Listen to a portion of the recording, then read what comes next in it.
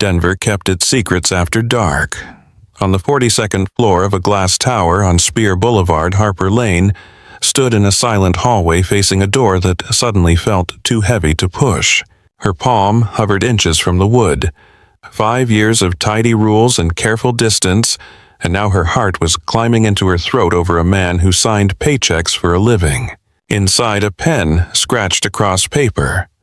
One steady line, then another. Ethan Cole's signature had always looked decisive on company memos. Tonight, it sounded like a door closing. Harper swallowed and tried to slow down.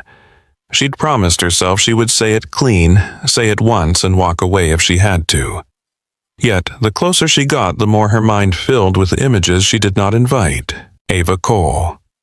On the lobby sofa last month, sneakers swinging eyes fixed on the ceiling as she counted lights under her breath. Ethan crouched beside her, voice low and patient, turning the world into something Ava could hold. Harper had watched from the elevator and felt her chest tighten at the tenderness he tried to keep private. The pen stopped. Silence pressed against the door. Boston. She'd heard the word in chopped-up meetings and half-muttered calls. A 5-year relocation, a permanent chair, a fresh start Ethan called strategy with a face that never quite believed it. In her head, she saw the neat sticky note he loved, the kind he slapped on every crucial page. For Ava, stability. No risks. Her throat went dry. She'd built her career on boundaries, and somehow a 9-year-old who loved constellations had stepped right over them, pulling Harper with her. Ethan had followed too, with that rare crooked smile he wore when Ava said something blunt and true, and he forgot to guard his face. Harper lowered her hand, then lifted it again. Her knuckles trembled once. She knocked. A chair scraped inside. Footsteps unhurried but alert. Ethan's voice came through the door, calm in the way calm people sound when they are bracing. "Come in." Harper turned the handle. The latch released with a click that felt too loud. Warm office light spilled into the hall. Ethan stood behind his desk jacket, off sleeves rolled to his forearms. His pen hovered over a document stamped in bold black letters, Boston Executive Transfer Agreement. His eyes lifted to hers, and for one beat the room held its breath. If you're enjoying the story, please like the video and subscribe to the channel. Before we go any further, I would love to know where you are watching from. Drop your city or country in the comments today. Tiếp tục viết phần 2 của câu chuyện bằng tiếng Anh, đảm bảo độ dài phù hợp với số từ đã tính toán trước đó. Giữ cho đoạn văn liền mạch từ phần 1 và tạo sự chuyển tiếp mượt mà hướng đến phần 3. Nội dung cần đảm bảo tính liên kết hấp dẫn và đóng góp vào sự phát triển tổng thể của mạch truyện. Lưu ý đến việc phát triển nhân vật, nhịp độ câu chuyện và chiều sâu cảm xúc khi tiếp tục phát triển cốt truyện. Tuyệt đối không sử dụng dầu gạch ngang. Không nhá hàng báo trước part 3, tránh các câu như what comes next, it would, sẽ. Không tổng kết đạo đức hay tuyên bố bài học. Không liệt kê kế hoạch tương lai, không meta-commentary. Không emoji, không hashtag trừ khi nằm trong caption gốc được trích dẫn. Lưu ý các phần sau giữ nguyên phong cách Việt. Đã suy nghĩ trong 13 Part 2. Harper did not speak. Not yet. She stood just inside Ethan's doorway, feeling the warmth of the office lights on her face, seeing her reflection faintly in the glass behind him. His pen paused above the Boston document as if the ink had suddenly turned to stone. The silence tugged at something in her chest, and memory rose with the sharp clarity of a photograph. 3 months earlier, Harper Lane arrived in Denver with a single suitcase, a leather portfolio, and a promise to herself that this job would be clean. She had been hired to rebuild a bruised culture at Cole and Whitmore Innovations, after a messy internal complaint had cost them 2 senior managers and a handful of investors' trust. The board wanted order. Harper had built her reputation on exactly that. The lobby smelled like cedar and fresh coffee. A wall of glass overlooked the city, the mountains sitting beyond it like a painted backdrop.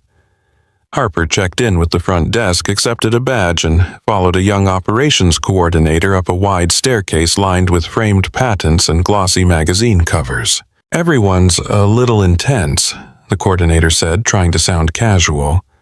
"But you probably already heard that." "I heard they move fast," Harper replied.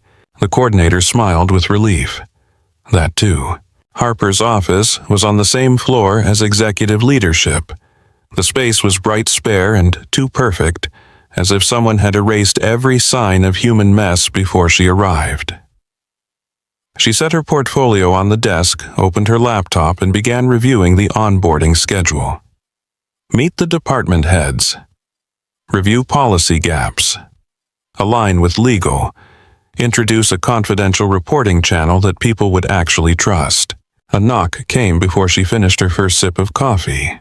Harper looked up, expecting the coordinator. Instead, a man leaned into the doorway like he belonged there because he did. Ethan Cole was taller than she expected. Dark hair that looked like it had been combed with a hand rather than a brush. A tailored shirt without a tie, calm eyes that stayed steady a beat longer than polite. "You must be Harper Lane," he said. His voice carried a relaxed confidence that could have been charm or control depending on the room. "And you must be Ethan Cole," Harper replied. He glanced at her nameplate, still wrapped in protective plastic. "The board talked about you like you were a myth. The person who walks into a burning building and convinces everyone to form an orderly line." Harper kept her expression neutral. "My method is less dramatic. I prefer to prevent the fire." A brief smile tugged at Ethan's mouth. A preventative HR director. That explains why Grant looked nervous in the meeting this morning. Grant Whitmore, Harper asked. Ethan's gaze flicked away for a fraction of a second, then returned. "My business partner. He'll introduce himself soon. He likes to do it with an audience." Harper closed her laptop with a quiet click. "Then I'll be sure to clap at the right time." Ethan laughed, once surprised, like the sound escaped him without permission. It made him look younger, less like a headline and more like a man who slept badly and held too much.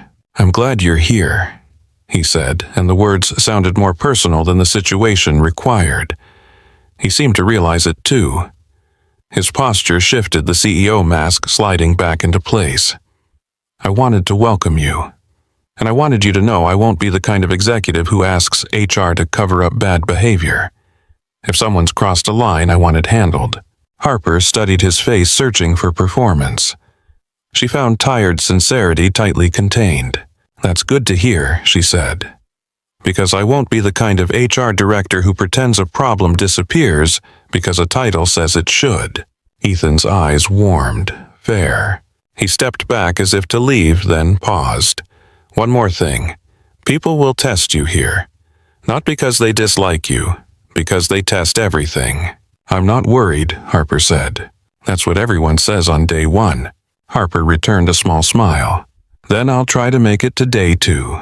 Ethan nodded, and for a moment it felt like they were sharing a private joke. Then a voice, small and sharp, cut through the hallway outside. "Dad, you said 12 minutes. It has been 14. Ethan's entire body shifted at the sound. His shoulders softened. His eyes turned toward the hall with the kind of protective focus Harper had seen in hospitals and airports, the look of someone constantly scanning for a child. A girl stood just beyond the threshold. 9 years old, maybe. Dark hair like Ethan's, cut blunt at the shoulders. A hoodie with a planet printed across the chest. Her gaze moved from Ethan to Harper with a directness that made most adults look away first. Ethan cleared his throat. "Ava, this is Harper. She's our new HR director." Ava stepped closer, her sneakers quiet on the carpet. She looked at Harper's face, then her hair. Then the badge clipped to her blazer as if reading the shape of her life from the plastic. "You have hair like sunrise," Ava said. Harper felt the unexpected sting of being seen. She crouched so her eyes were level with Ava's. "That might be the best compliment I've gotten all week." Ava did not smile, but her eyes brightened with interest. "Sunrise is not a compliment. It is a description. Compliments are subjective." Harper nodded, serious, as if they were discussing contract terms. "Then I'm grateful for the description." Ava's gaze dropped to Harper's hands. "Your nails are short. You type a lot." "I do," Harper said. "And you notice details." Ava tilted her head. "Details are the point. People miss the point because they look at the wrong thing." Harper glanced up at Ethan.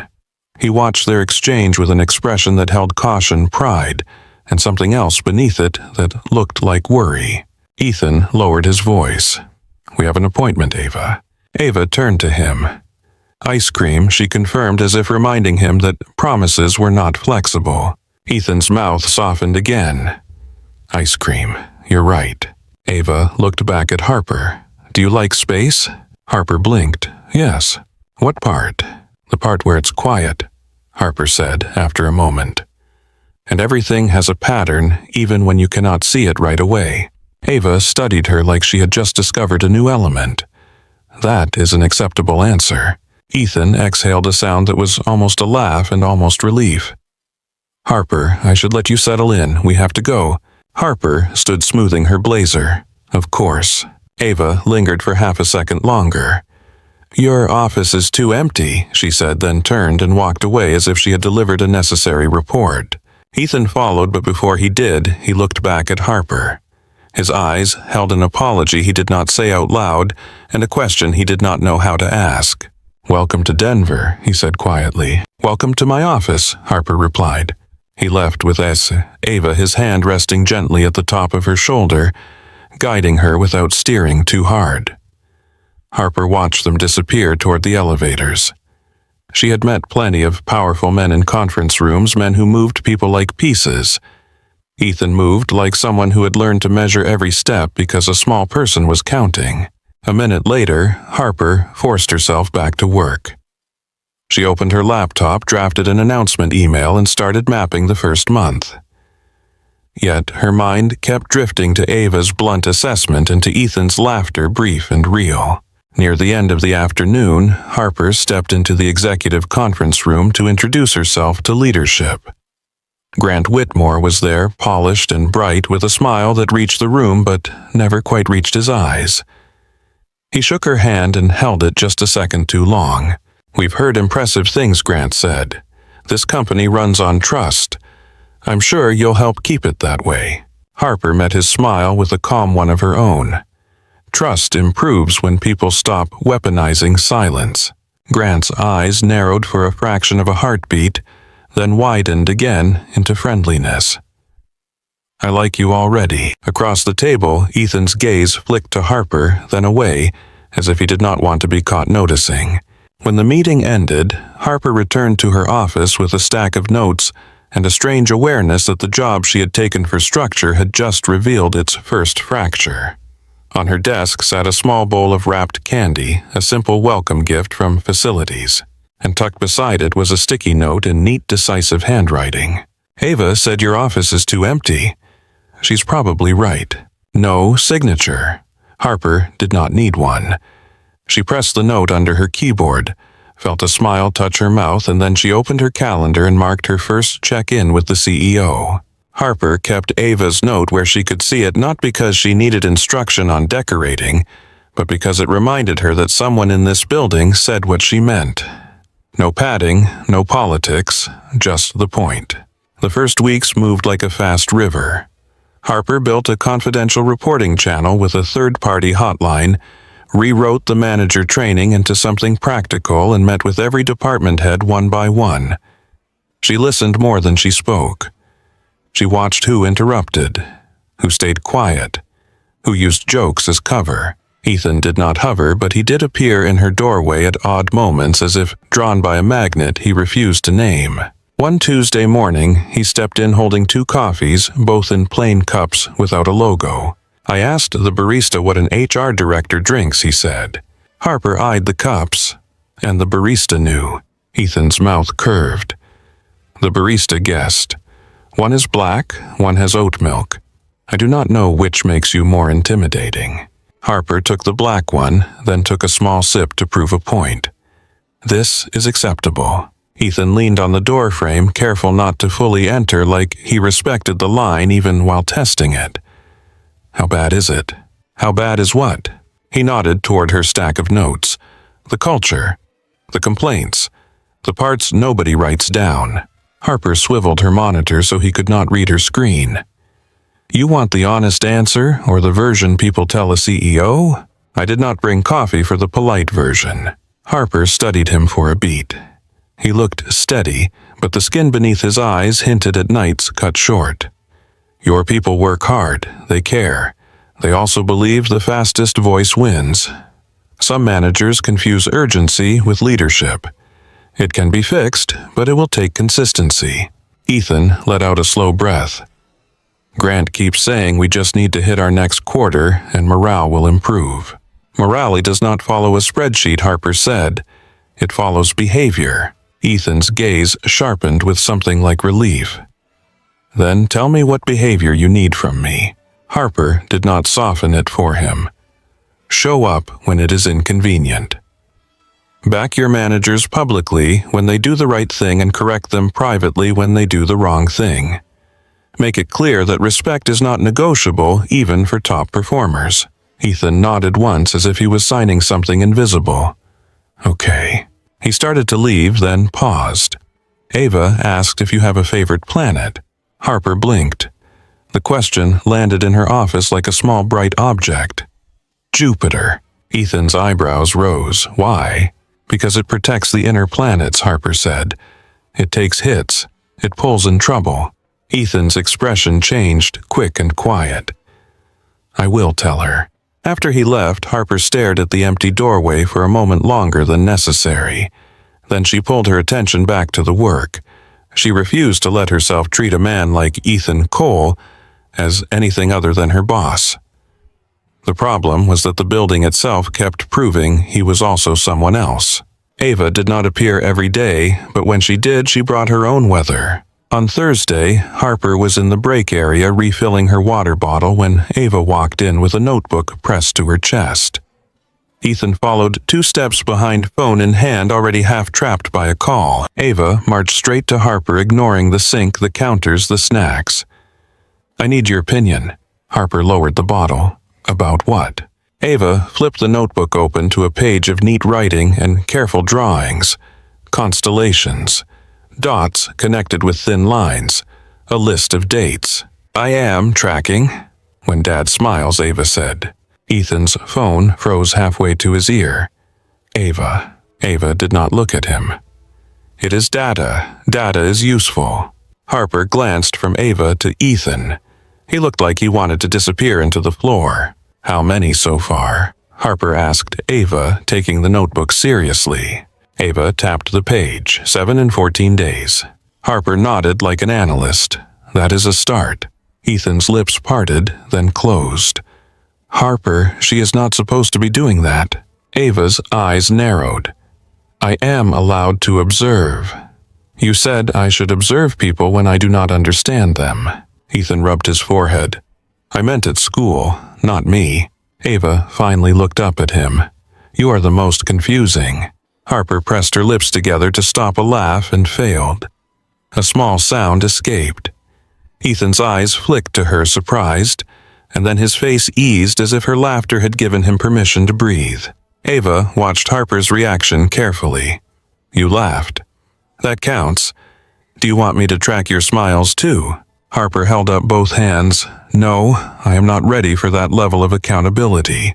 Ava considered the answer, then nodded, as if it met her standards. Okay. Ethan's phone buzzed again. He glanced at the screen and looked torn. Harper tipped her head toward the hallway. Take your call. I can keep her busy. Ethan hesitated, then lowered his voice. Are you sure? Harper met his eyes. Go. Ethan stepped away, speaking into the phone in a calm tone that barely covered his tension. Ava stayed with Harper, her attention snapping to a display of snacks on the counter. They changed the granola bars, Ava announced. Harper looked. Is that bad? It is different, Ava said, and the word carried weight. Harper crouched slightly so her voice stayed quiet. Different can feel bad. Do you want to tell me what is wrong about it? Ava's brow pinched. The rapper is louder. The old rapper was quiet. Harper nodded slowly, understanding. That makes sense. Loud rappers are annoying. Ava's shoulders lowered by a fraction, yes. Harper reached into a cabinet and pulled out a box of tea bags, then offered one to Ava like it was a peace treaty. Pick a flavor. Then we will go to my office and I will show you a picture of Jupiter. Ava's eyes lit up. Jupiter has storms. So do I, Harper said, and Ava stared at her with solemn approval. In Harper's office, Ava sat in the visitor chair with her feet tucked up.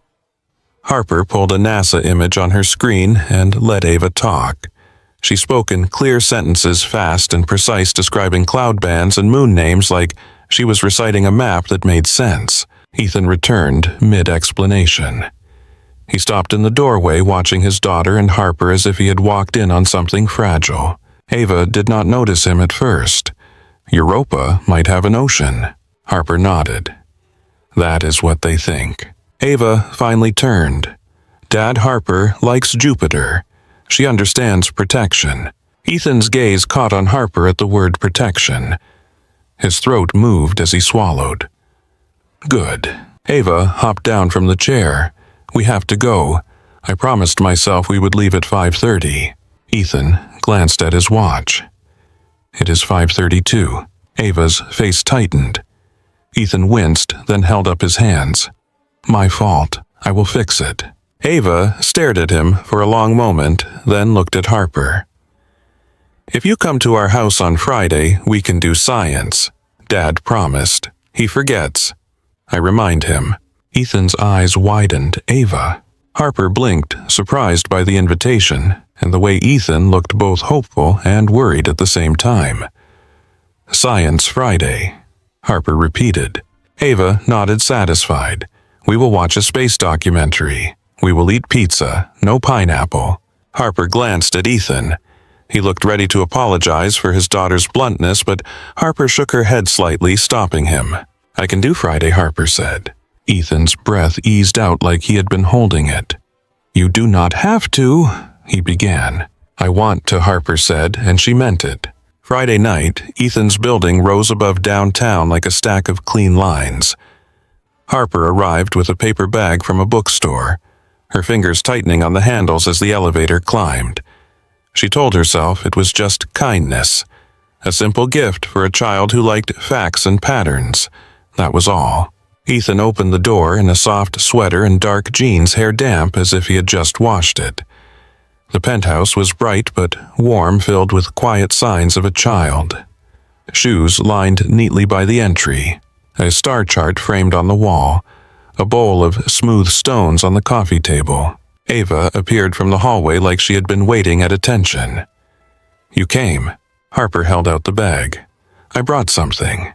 Ava took it with care, pulling out the book as if unwrapping a serious object. Women astronauts, women engineers, women who built machines that left Earth. Ava's eyes widened. These are real. They are very real, Harper said. Ava flipped pages rapidly, then looked up. Thank you. Dad, look, this one flew a shuttle. Ethan's gaze moved from the book to Harper, and something quiet settled in his face like gratitude that did not know where to go. You remembered what she likes. Harper shrugged, aiming for casual and missing by a mile. It is hard to forget someone who can name Jupiter's moons on demand. Ava corrected immediately. Not all of them. There are many. Ethan's mouth twitched, then he stepped aside. Come in. Pizza is in the oven. They ate at the kitchen island. Ava narrated the documentary like a commentator pausing to explain why a planet's tilt mattered, or why a comet's tail looked bright. Ethan listened with focused attention, not the distracted kind adults sometimes give children. When Ava corrected him, he did not get defensive. He adjusted like learning was normal. Harper watched that, and her chest tightened again in the same place it had tightened the first time. Later, Ava announced that it was bedtime with the seriousness of a judge.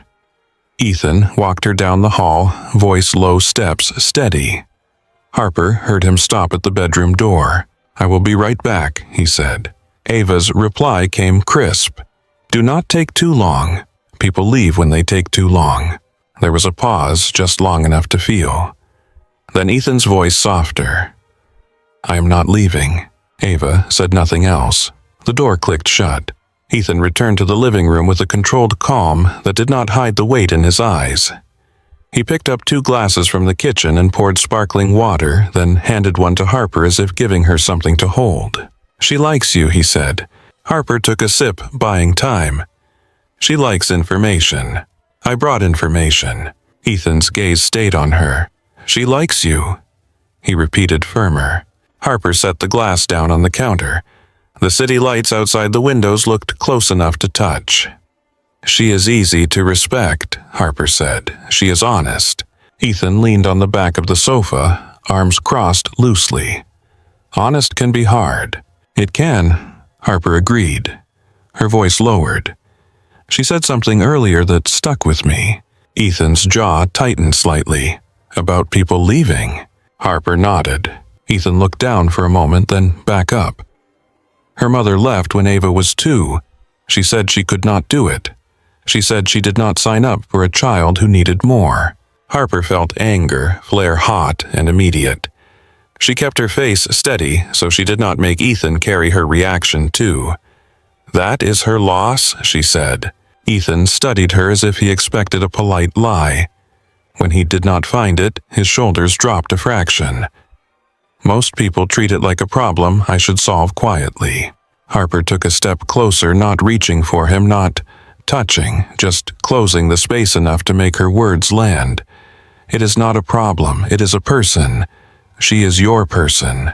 Ethan's eyes held hers. The air between them thickened with things neither had said.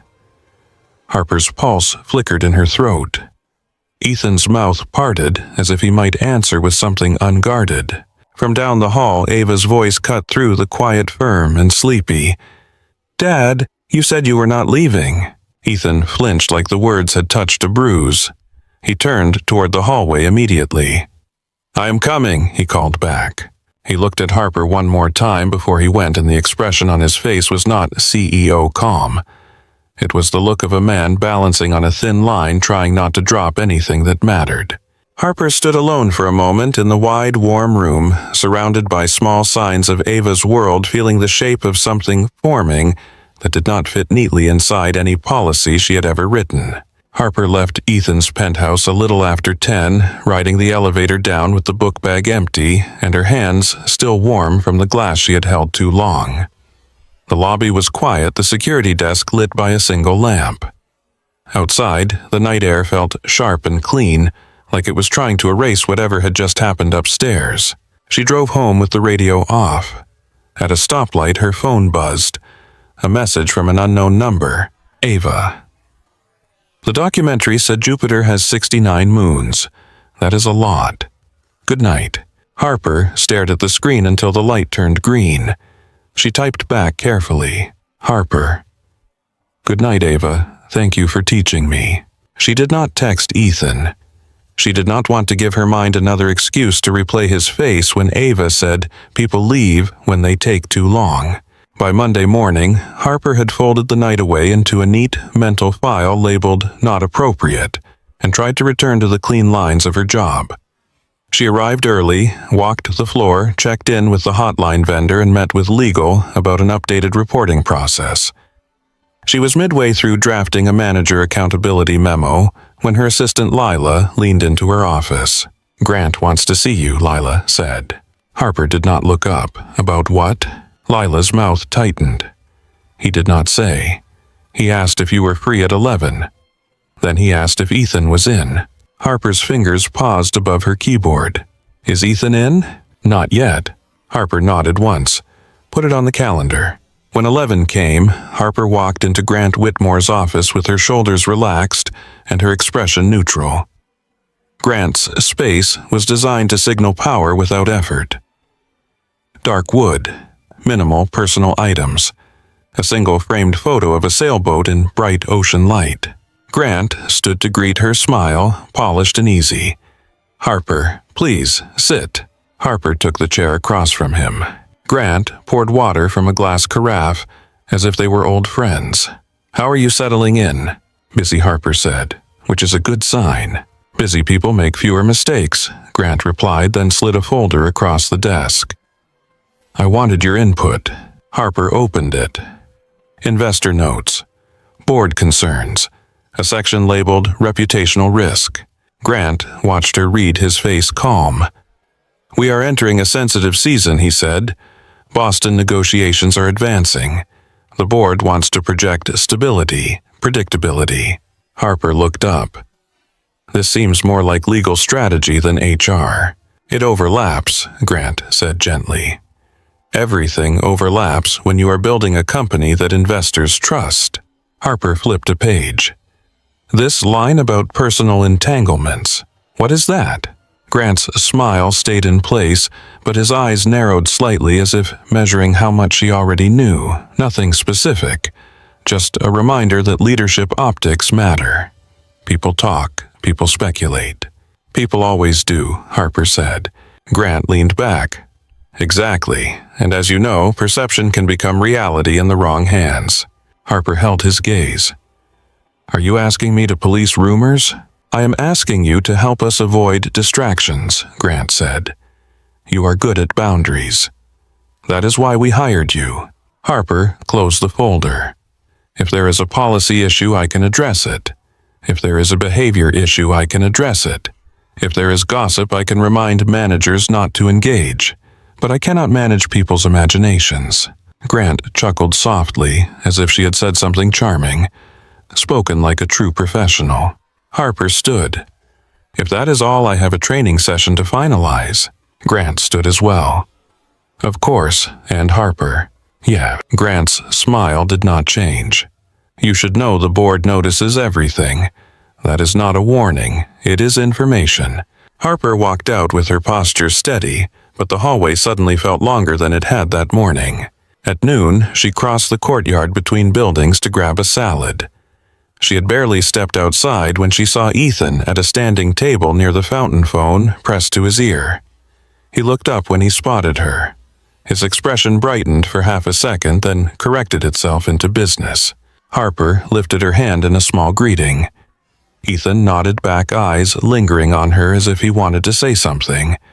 Then Grant appeared at Ethan's shoulder, smiling, saying something Harper could not hear. Ethan's jaw tightened. His gaze slid away from Harper. Harper turned toward the cafe line, but she could feel a tension like heat on her back. She glanced over her shoulder and caught two mid-level managers watching her, eyes darting away too quickly. By Tuesday, the shift had become a texture in the air. Meetings that used to include Harper now arrived without her name on the invite list. Her request for a department head to attend an accountability workshop was met with a delayed reply and a polite excuse. People still smiled, but their smiles had changed. Shorter, more cautious. In the afternoon, Harper stepped into the executive conference room for a scheduled culture review. The room was full. Ethan sat at the head of the table. Grant sat 2 seats down, tablet open, fingers tapping. A board liaison Harper had met once, Diane Keller, sat near the screen, posture rigid. Harper took her seat and opened her binder. Diane glanced at Grant, then at Ethan. Before we start, Diane said, I would like to address an item of concern. Ethan's eyes flicked toward Harper, then back to Diane. Go ahead. Diane folded her hands. We have received feedback that internal boundaries are becoming blurred. That creates risk. Harper felt the room tilt slightly as if the chair beneath her had shifted. She kept her face composed. Can you be specific? Diane's eyes landed on Harper and stayed there. It has been noted that you have had frequent informal access to the CEO. That is unusual for HR. Harper's pulse jumped. She glanced at Ethan. His expression was controlled, but his hands were tight around his pen. Grant spoke before Ethan could. No one is accusing anyone of misconduct, Grant said smoothly. We are simply being proactive. Investors are cautious. Boston is a major step. Harper set her pen down carefully. My access to the CEO is related to my job. I am responsible for risk mitigation manager training and policy enforcement. That requires direct communication. Diane's mouth tightened. The concern is not that you speak. It is the optics. Harper looked around the table. A few executives stared at their laptops. One avoided her eyes completely. She felt a flare of anger, sharp and clean. She kept her voice even. Optics improve when leaders behave transparently. If the board wants to formalize communication channels, I will comply. But I will not accept vague insinuations. If there is a complaint, bring it forward properly. Grant's tablet clicked as he locked the screen. Well said, he murmured as if he had been on her side the whole time. Ethan finally spoke. Harper is doing her job, he said, voice firm. She has improved reporting structures and training engagement in 3 weeks. That is not a distraction, that is progress. Harper felt a small unwanted warmth at his defense. It did not last. Diane nodded once. We appreciate your support, Ethan. We are not questioning her competence, we are discussing public perception. Harper knew then that the meeting was not about her work. It was about control. Afterward, she walked back to her office and found a new email in her inbox flagged urgent. The subject line read, Confidential Complaint Submission. Harper opened it and scanned the text. Anonymous, no names, lots of vague phrases, inappropriate closeness, favoritism, conflict of interest.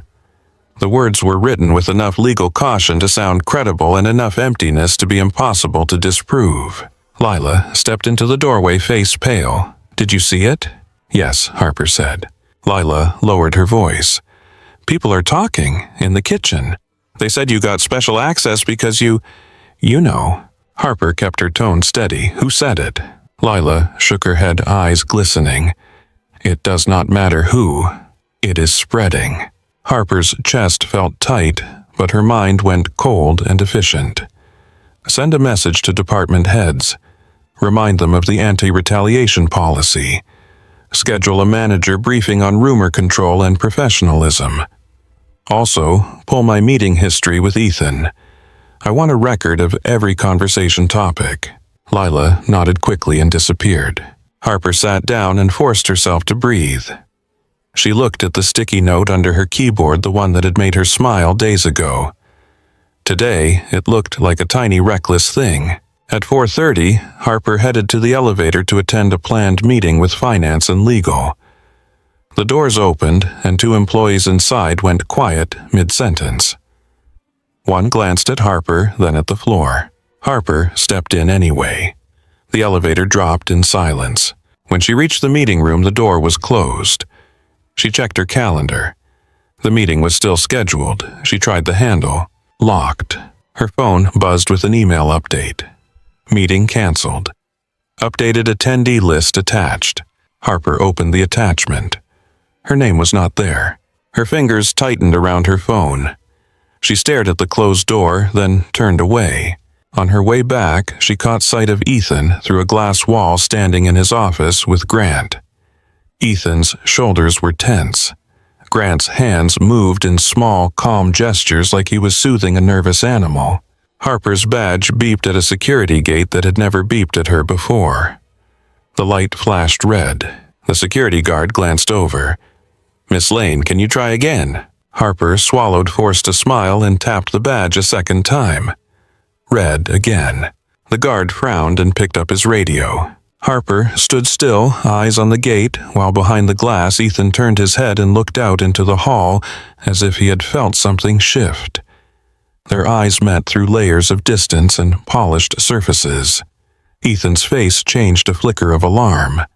Grant followed his gaze and smiled, mild and satisfied, like the world was settling into the shape he preferred. Ethan pushed through the glass door before the security guard could finish speaking into his radio. Hold on, Ethan said, voice low but edged. He came to Harper's side, eyes on the flashing red light as if it had insulted her. What happened? Harper kept her face smooth. It did not like my badge. The guard cleared his throat. Miss Lane's access is not clearing the executive gate, sir. It might be an update issue.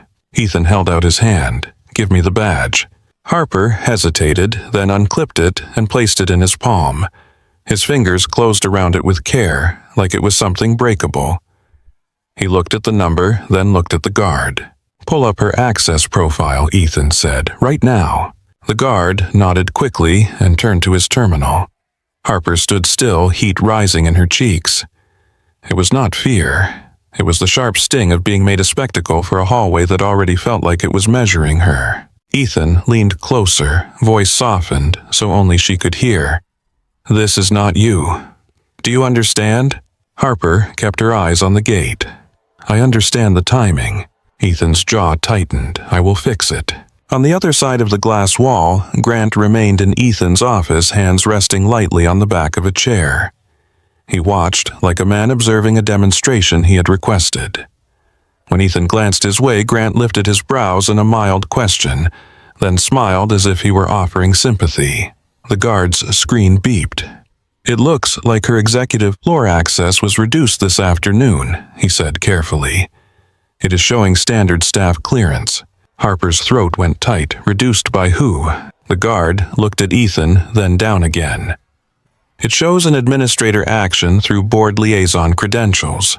Ethan did not move for a beat. Then he said calm but hard, "Restore it." "I might need a ticket from IT," the guard started. "Restore it," Ethan repeated, and the second time his voice carried the authority that made whole rooms fall silent. The guard's fingers flew. The terminal beeped again. "Try now, Ms. Lane."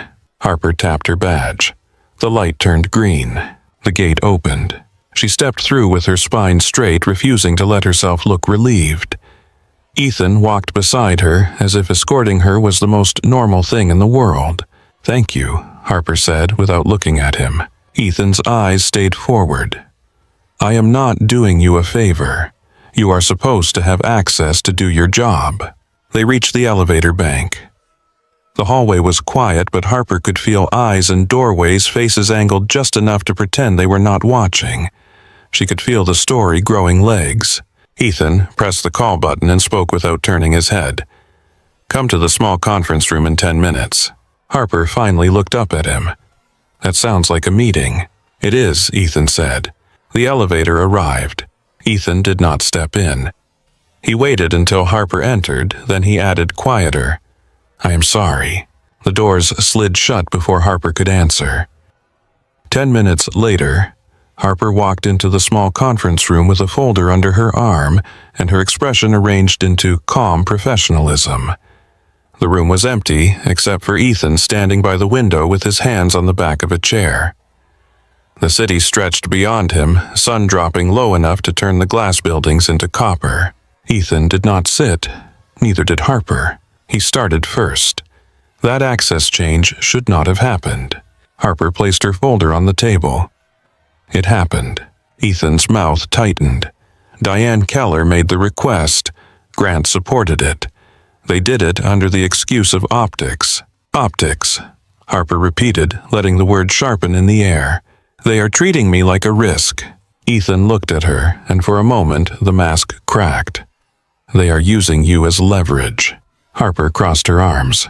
"Against who?" Ethan's silence answered before his words did.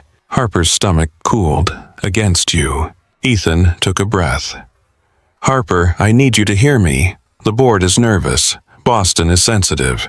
Investors are watching everything I do. They are looking for any reason to say I am not focused." Harper's voice stayed steady, but her chest hurt.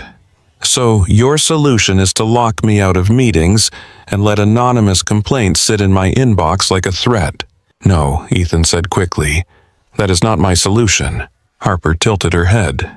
"Then what is it?" Ethan hesitated as if the sentence tasted bad. "Distance." Harper stared at him. "Say that again." Ethan's eyes held hers. "We need to be careful. We need to avoid giving them anything they can twist." Harper's laugh came out short and humorless. "Anything they can twist?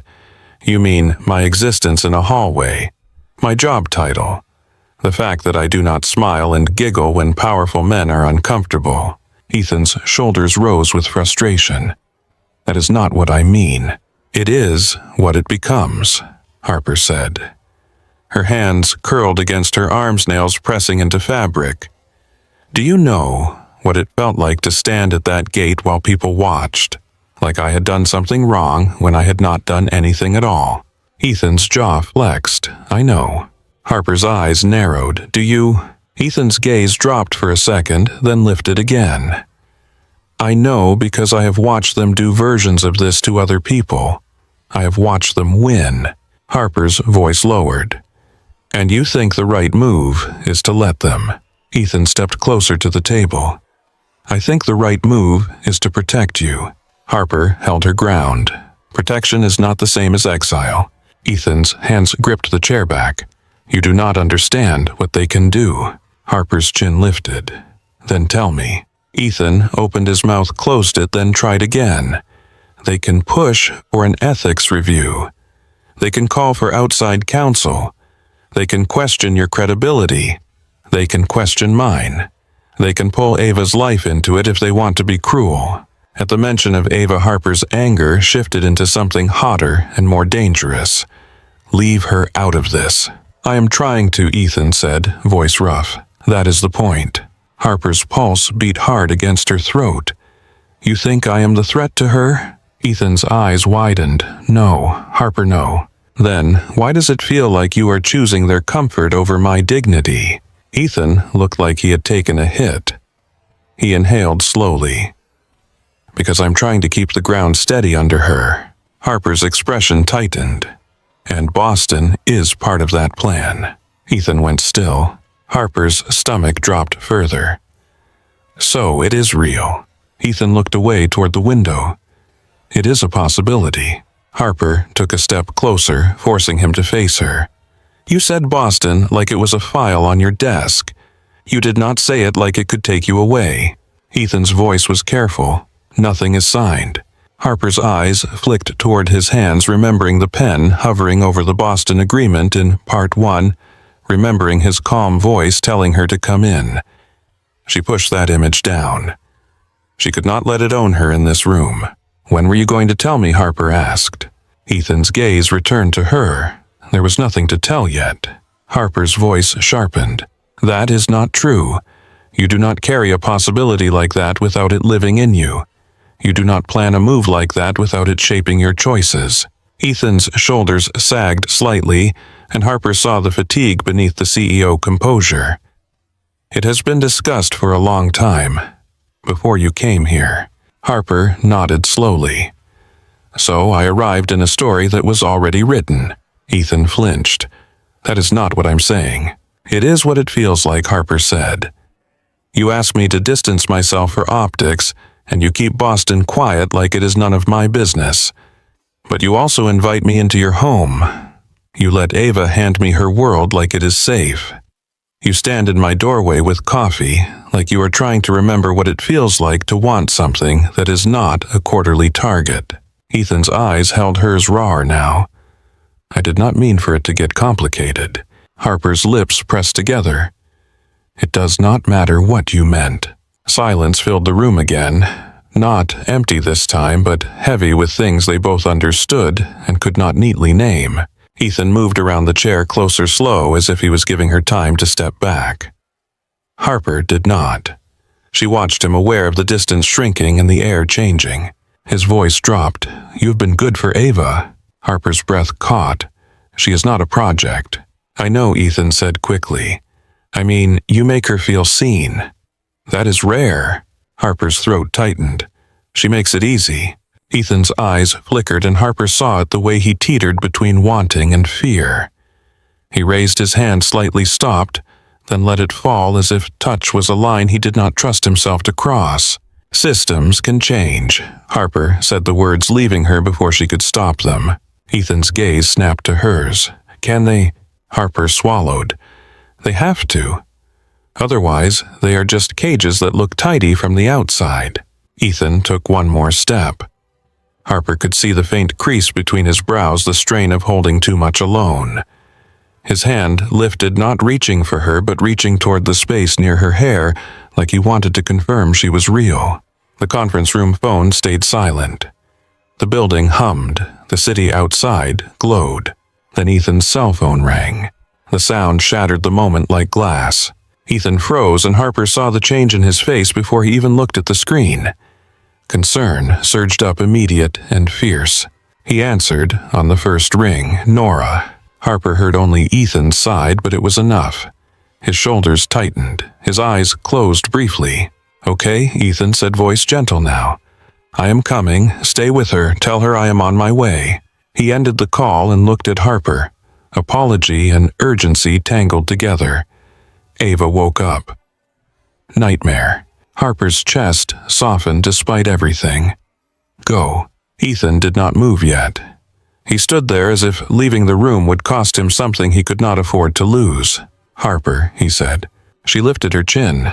She needs you. Ethan's jaw worked once. Then he nodded, sharp and decisive, like he could handle decisions if they were about his daughter. He strode to the door, stopped with his hand on the handle, and looked back. His eyes were darker now, stripped of polish. I meant it, he said quietly, about protecting you. Harper held his gaze. Then, do not let them make me smaller to keep you comfortable. Ethan's throat moved as he swallowed. He opened the door and left footsteps fading down the hall.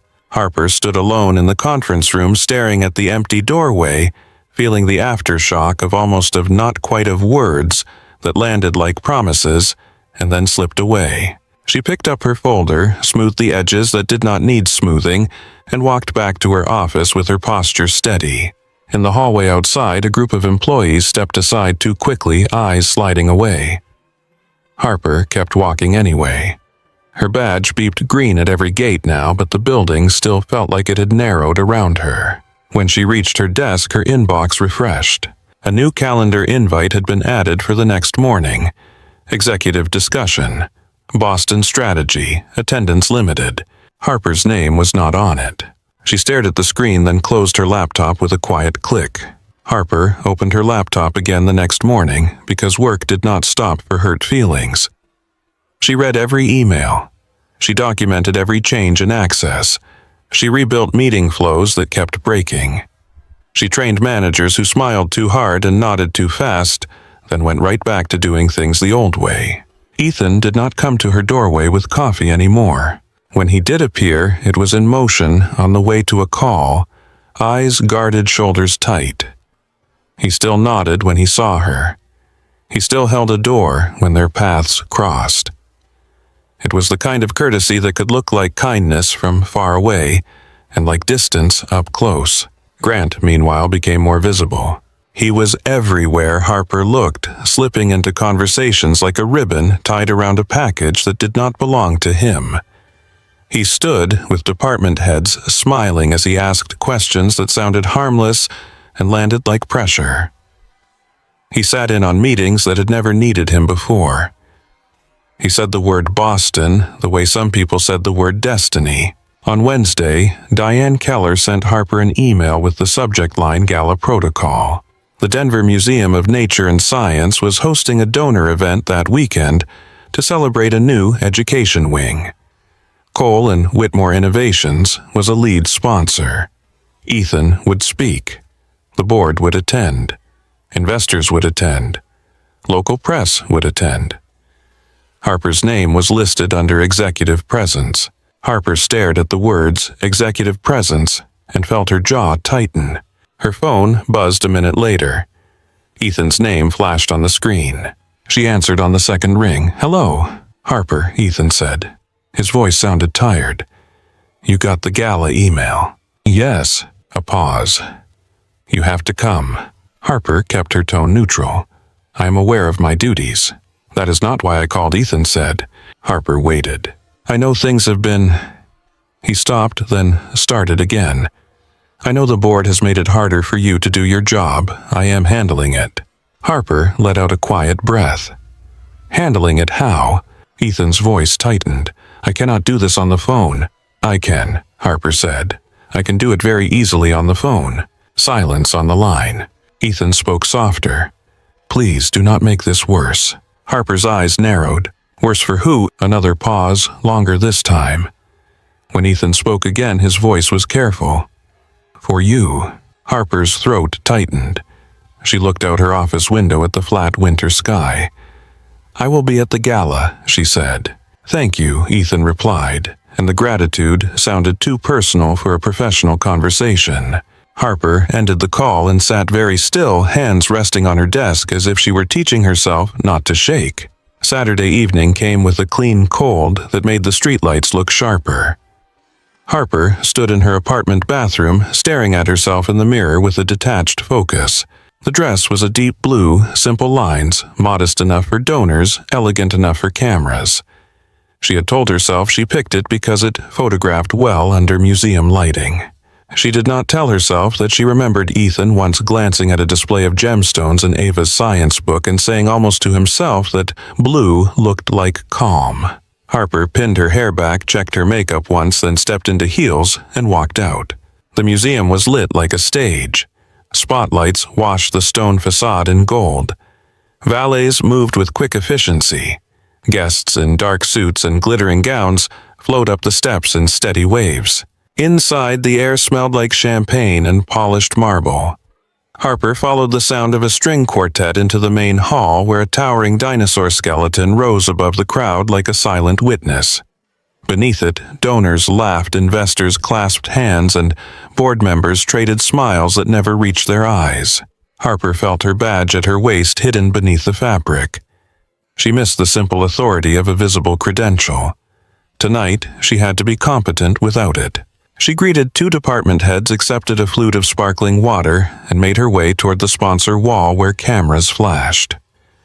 Grant stood there, already chatting with a pair of investors Harper recognized from last quarter's round. He turned the moment he saw her, his smile arriving first. "Harper," Grant said, "you look radiant." Harper held his gaze. "Good evening, Grant." He stepped closer, lowering his voice as if they were sharing a secret. "You clean up nicely." Harper's mouth tightened. "Is that supposed to sound like a compliment?" Grant's smile did not move. "It sounds like an observation." Harper glanced past him. Ethan stood near the planetarium entrance speaking with a group of donors. His suit was dark, his hair neatly styled, his expression composed. He looked like the man who could sell confidence with a handshake. Then his eyes lifted. Harper felt it like a shift in air pressure. His gaze landed on her, stayed there for a beat too long, then flicked away as if he had caught himself doing something dangerous. Grant followed her line of sight and chuckled softly. "He is watching you." Harper took a slow sip of water. "He is watching the room. That is his job." Grant's voice stayed low. "Of course. The board appreciates focus." Harper's fingers tightened on the glass. "The board appreciates control." Grant's smile sharpened slightly. Those words often mean the same thing. A museum staff member passed with a tray of canapes. Harper took one without tasting it, mostly to have something to do with her hands. Grant leaned in a fraction. "People are still talking, Harper." Harper did not blink. "Then they should be reminded of professionalism." "I like your faith in policy," Grant said. "I truly do. But policy does not quiet investors. Optics do." Harper's gaze stayed steady. "Are you here as a sponsor or as a threat?" Grant's eyes remained pleasant. "Do you always make things so dramatic?" Harper's voice lowered. "Only when someone tries to make me smaller." Grant's smile tightened. "I'm trying to keep the company safe." "The company," Harper repeated. Grant's eyes glittered. "Ethan is brilliant, no one doubts that. But brilliance is not enough when a board starts to wonder whether their founder is drifting." Harper felt heat rise in her chest. "Drifting because he speaks to the HR director about HR issues." Grant lifted one shoulder. "Drifting because he has been seen having private conversations. Lunches that run long. A few smiles that look like something else." Harper's lips pressed together. "You mean a few moments?" Grant's gaze sharpened as if he enjoyed hearing the phrase. "Moments can be expensive." Harper turned her head slightly, scanning for Ethan. He had moved closer to the donor group, his posture still composed, but his jaw looked tight. Grant stepped closer again, his voice smooth as glass. "Did you know Boston is not a short assignment?" Harper's stomach dropped. She kept her face calm. "I know it is a topic the board enjoys." Grant's smile widened just a touch. "It is a permanent chair, 5 years minimum." Ethan and Ava will relocate next month. The words landed with a physical force like someone had pressed a cold hand against Harper's ribs. Her mind tried to reject them.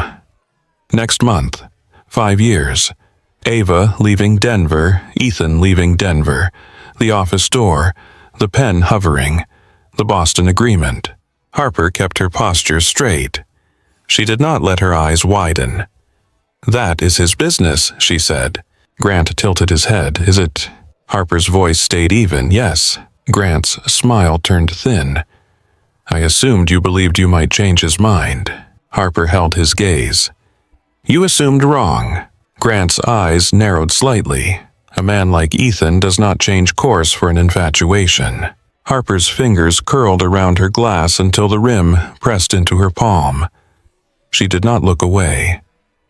"You should be careful," she said softly. "You are speaking about your partner as if he is a product you own." Grant's smile did not reach his eyes. "I am speaking about the reality of leadership." Before Harper could answer, a shadow fell across them. Ethan stood beside Harper close enough that she could feel warmth from his body. His expression was calm, but something stormy sat behind his eyes. "Grant," Ethan said, voice measured. "The McAllister group was asking for you." Grant did not move. "Were they?" Ethan's jaw flexed once. "Yes." Grant glanced at Harper with a polite smile. "I was only keeping Harper company." Ethan's gaze did not leave Grant. "You were discussing Boston." Grant's eyes widened in mock innocence. It came up. "People are curious." Ethan's voice stayed low. "My personal business is not party conversation." Grant's smile held. "Everything is party conversation when investors are present."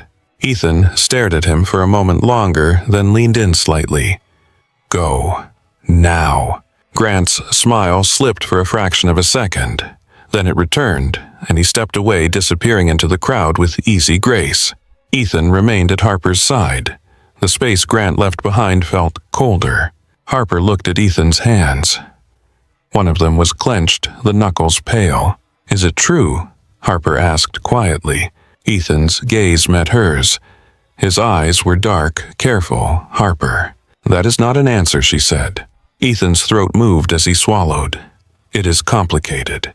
Harper felt her chest tighten. "Are you leaving next month?" Ethan's jaw tightened. "I have not signed anything." Harper's voice stayed steady with effort. "But you plan to." Ethan glanced toward the planetarium doors as if the room itself might offer him cover. "Boston is an opportunity. It is stability for Ava. It has been in motion for a long time." Harper's lips parted, then closed. She could feel the museum around them, the music, the chatter, the lights. It all faded behind a ringing quiet. "I did not know it was permanent," she said. Ethan's gaze flicked to her dress, her hair, her face, and then away again.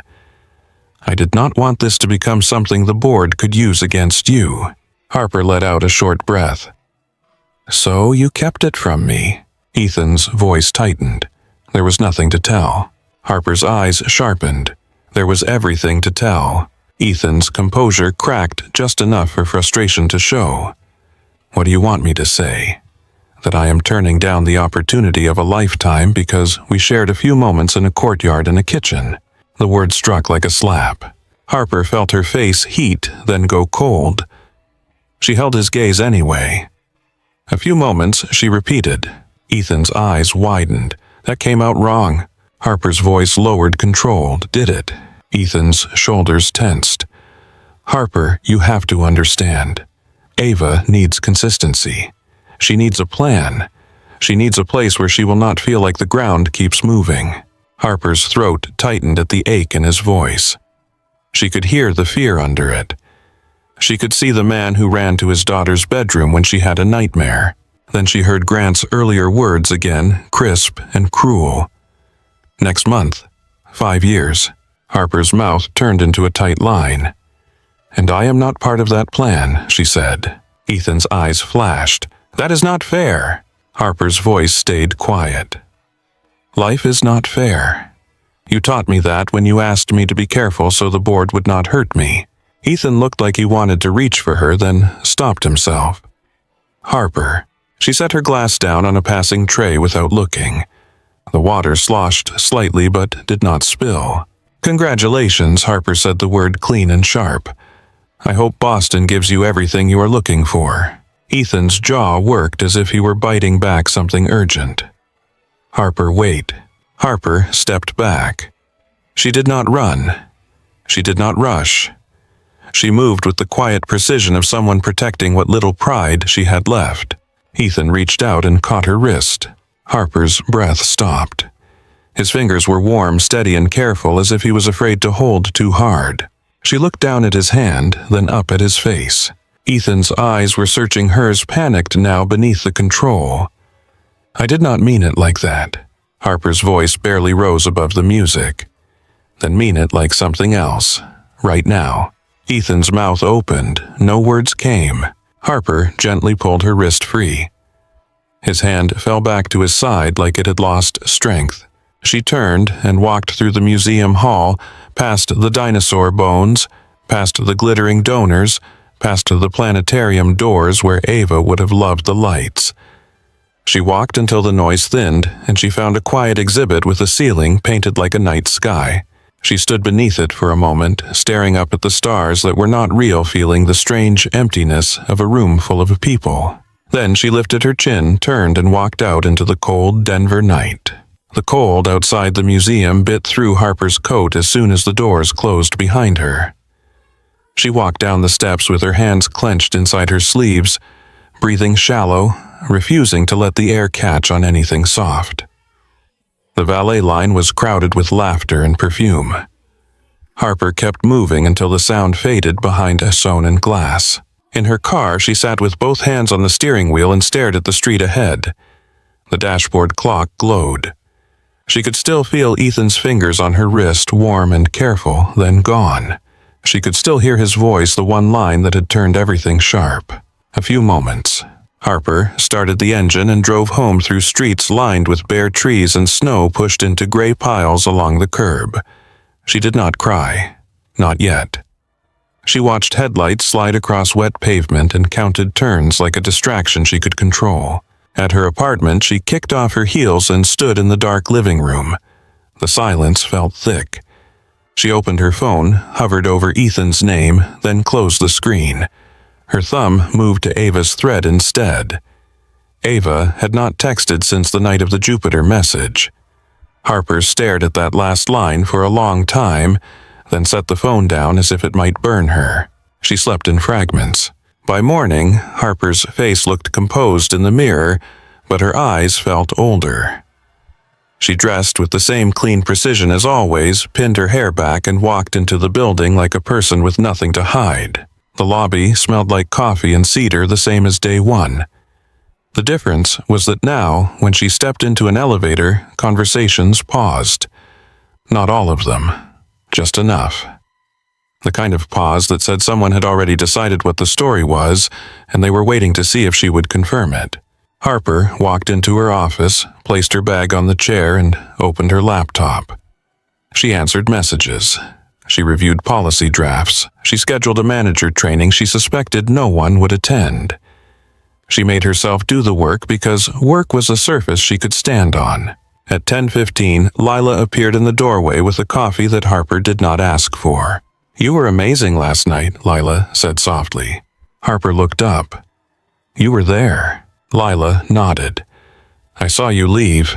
I saw Ethan follow you with his eyes like he forgot he was in public." Harper's throat tightened. "Do not read meaning into that." Lila's expression wavered. "Harper, people are being cruel." Harper kept her voice even. "People have always been cruel. They just have more room now." Lila hesitated. "Are you okay?" Harper wanted to laugh. The question was kind, and that made it hurt more. She reached for the coffee and held it like an anchor. "I am functioning," Harper said. Lila nodded, but she did not leave. "Grant asked for you again. He wants you in his office at noon." Harper's fingers tightened around the cup. "Tell him I have a conflict." Lila's eyes widened. "He will not like that." Harper set the coffee down carefully. "I am not here to be liked, At noon, Harper did not go to Grant's office. Instead, she closed her door and opened a document titled Resignation Letter. The cursor blinked on a blank page like a heartbeat. Harper stared at it, then began typing. She kept the language clean. Professional. 2 weeks' notice. Gratitude for the opportunity. A line about ensuring a smooth transition. No emotion. No explanation. Nothing anyone could twist. When she finished, she read it once, then attached it to an email addressed to Diane Keller and copied legal. She paused with her finger over send. Her mind flickered with images of Ethan in his penthouse kitchen, sleeves rolled up, listening to Ava explain storms on Jupiter. It flickered with Ethan's voice, low and urgent, saying he wanted to protect her. It flickered with his words at the gala, sharp and thoughtless, as if he had thrown a knife and only realized after that it could cut. Harper pressed send. The email whooshed away with a sound that felt too small for what it meant. The rest of the afternoon moved with strange clarity. Harper met with legal to hand off ongoing cases. She forwarded training documents. She sent a brief note to department heads thanking them for their time and cooperation. Some replies came quickly, polite and generic. Others did not come at all. At 3:40, her phone buzzed with a new message from an unfamiliar number. Summit Ridge Systems offer letter attached. Start date flexible. Welcome. Boulder, a competitor, a smaller company with sharp growth and hungry talent. They had reached out weeks ago, impressed by her work history, and Harper had ignored it. Now the email sat on her screen like a door cracked open. Harper opened the attachment and read. Compensation. Title. Authority. A culture role with real support from leadership. The words felt solid and simple. No board liaison. No partner with a smile like a blade. Harper signed the acceptance electronically and sent it back. She leaned back in her chair and let herself breathe once, deep and shaking. Not relief, exactly. More like the moment after a storm when you realize the roof is still there, but the house will never feel the same. At 5, Harper shut down her computer and began sorting her desk. She placed files into labeled boxes. She gathered pens. She pulled a framed photo of her parents from the shelf and wrapped it in a scarf. She found a sticky note tucked under her keyboard, the one Ethan had written after Ava said her office was too empty. She stared at it until her eyes blurred, then folded it and slid it into her wallet, not as a keepsake but as evidence that she had not imagined any of it. The following morning, the board met early. Harper did not know what was said in that room. She only knew the energy in the hallway shifted again around 9:30. People moved faster. Voices lowered. Doors closed more often. At 10:12, Ethan appeared. He did not knock. He pushed her office door open, with a controlled force stepped inside and closed it behind him. His face was tight, the kind of tight that came from anger held in a fist. Harper was mid-pack, placing a stack of printed policy drafts into a box. She did not look up right away. "You are quitting," Ethan said. Harper slid the papers into place and pressed down gently, as if flattening the moment. "Yes." Ethan took a step closer. "I heard it in the board meeting. Diane announced it like it was an agenda item." Harper finally looked up. Ethan's eyes were dark, jaw-clenched, hair neat, but his expression did not fit the suit. For the first time since the gala, she saw the man behind the CEO, and it made her chest tighten in a way she did not want. "I sent my letter yesterday," Harper said. 2 weeks' notice. Ethan's hands flexed at his sides. "Where are you going?" Harper lifted another item, a small desk plant, and wrapped the pot in paper. Summit Ridge Systems. Ethan's face sharpened. "That is our competitor." Harper met his gaze. "Yes." Ethan's voice went lower. "Why?" Harper set the plant into the box. "Because they offered me a position." His eyes narrowed. "And you took it." Harper kept her tone even. "Apparently they value my expertise." Ethan stared at her as if she had struck him. "This is because of me." Harper's mouth tightened. "Not everything is about you, Ethan." Ethan took another step, the space between them shrinking. It is Harper. The timing makes it obvious. Harper lifted a folder from the desk and slid it into the box. Her hands were steady, but her throat hurt. The timing makes it necessary. Ethan's voice tightened with frustration. You are leaving because you are angry. Harper looked up sharply. I am leaving because I am tired of being treated like a rumor. I am leaving because my access can be reduced with a few clicks and no one blinks. I am leaving because you asked me to distance myself so the board could feel comfortable. Ethan's jaw worked. I asked that to protect you. Harper's eyes flashed. You cannot protect me by stepping away. That is not protection. That is abandonment with better language. Ethan froze and Harper saw the word land hard. His throat moved as he swallowed. That is not fair, Ethan said, voice rough. Harper's breath caught, and she hated that she still cared whether he was hurt. You said Boston was stability. You said you did not want complications. You reduced whatever this was to a few moments. Ethan's expression cracked pain sharp behind his eyes. That is not what I meant. Harper's voice dropped. Then what did you mean? Ethan's hands curled into fists at his sides, then loosened again. I meant I am scared, he said, and the admission sounded like it scraped on the way out. I am scared of changing Ava's world again. I am scared of making a choice that costs her peace. Harper's chest tightened anger, shifting into something softer and more dangerous. And you think leaving her behind in Denver is less of a change than letting someone in? Ethan shook his head once. Boston is planned. Boston is structured. Ava needs that. Harper stepped closer, her voice steady but quiet. Ava needs love. She needs honesty. She needs people who stay. Ethan flinched at the word stay. Harper felt heat behind her eyes and refused to let it spill. She turned back to the box and closed the flaps, pressing down with both hands.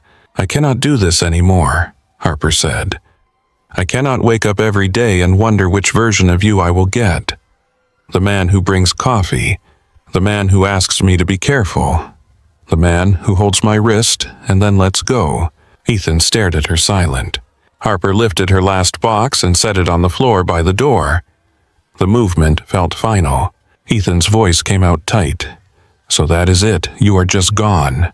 Harper looked at him. You made your choice. Ethan's eyes flickered with frustration. It is not that simple. Harper's mouth curved into something bitter. It never is with you. Ethan's shoulders sagged a fraction, and for a moment he looked exhausted enough to be human. Harper, he said softer now. Harper did not let herself move toward him. I wish you and Ava happiness, she said. The words were clean, but they scraped her throat. I do. I just cannot keep standing in the middle of your fear. Ethan's jaw tightened again, the CEO returning like armor. He nodded once, stiff. Good luck at Summit Ridge. He turned toward the door. Harper's voice stopped him. Ethan. He paused without turning. Harper swallowed hard. Take care of Ava. She is special. Ethan's shoulders went still. When he finally turned back, something in his face looked fragile, like a crack in glass that could spread if touched. I know, he said quietly. Then he added almost too low to hear, So are you. Harper did not answer. She could not trust her voice. Ethan opened the door and walked out. His footsteps faded down the hallway steady and controlled, but Harper could see it in her mind anyway, the way he would carry that conversation like weight. Harper stood alone in her office, surrounded by empty shelves and clean desk lines, and for the first time since the gala, she let herself close her eyes for a long breath. When she opened them, she picked up the boxes one by one and carried them out without looking back. Harper carried the last box up the stairs to her apartment with her shoulders burning and her jaw set. The hallway smelled like someone's laundry detergent and a neighbor's dinner. Normal life. The kind that kept moving even when yours had just been cracked open. She nudged her door shut with her foot, set the box down, and stood there for a moment, breathing through her nose like she could force her heartbeat back into a sensible rhythm. Her living room looked smaller, with boxes stacked along the wall. Paperwork. Desk supplies. A framed photo of her parents, the little plant wrapped in brown paper. She stared at the stack and felt a dull ache behind her ribs. She had built order out of chaos for other people. Now her own space looked like a warehouse. Harper crossed to the kitchen, filled a glass with water, and drank it in 3 swallows. Her phone buzzed on the counter. A message from Lila. Lila, I am sorry. You did not deserve any of this. If you need anything, I am here. Harper read it twice, then typed back. Harper, thank you. Keep your head down at work. Protect your peace. She set the phone face down. Her eyes drifted to her wallet on the counter. Inside it, folded tight, was the sticky note Ethan had left for her after Ava declared her office too empty. Harper did not take it out. She did not trust what her face would do if she read it again. She moved around the apartment doing small things that felt like control. She lined up the boxes. She taped the top of one. She wiped a clean counter that did not need wiping. When she ran out of tasks, she stood in the center of the room and listened to the hum of the refrigerator. A knock sounded at the door. Harper froze. Another knock, firmer this time, followed by the doorbell. Harper walked to the door and looked through the peephole. A small figure stood in the hallway, hood up, backpack straps in both hands, chin lifted like she was facing a tribunal instead of a neighbor. Harper's breath caught. She opened the door. Ava, Harper said. Ava Cole stood there in her planet hoodie, cheeks pink from the cold eyes, sharp and direct. In one hand she held a small box, the kind you might get from a museum gift shop. In the other, her phone. You moved your things, Ava said immediately, gaze flicking past Harper into the apartment. Harper blinked. How did you get here? Ava raised her phone like evidence. I ordered a car. Harper's stomach dropped. You did what? A rideshare, Ava corrected, as if Harper had used the wrong scientific term. Dad does not know. Harper stepped back quickly, letting Ava inside, then closed the door with a careful hand. Her mind raced through a list of dangers she did not want to name. Her voice came out steady by force. Ava, you cannot do that. Ava shrugged out of her backpack. I can. I did. The driver asked if I was lost. I said no. Harper crouched to Ava's height, trying to keep her face calm.